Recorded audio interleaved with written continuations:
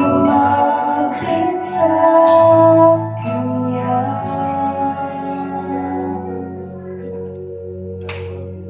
Isip mo ba ang buhay mo?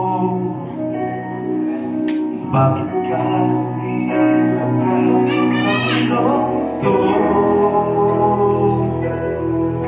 Kung saan ka nang galing, kung saan ang patutunguhan, may dahilan kahit di mo ito alam. Ano kaya ang iyong gagawin? Papatuloy mo ba ang iyong mga gawain? Kung magbabago ka man, simulan mo na ngayon. Tutulungan ka ng Panginoon. Lumapit sa Kanya,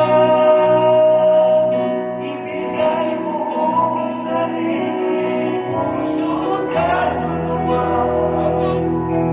Huwag nang maghintay pa, ngayon mo ito gawin. Sapagkat di mo maging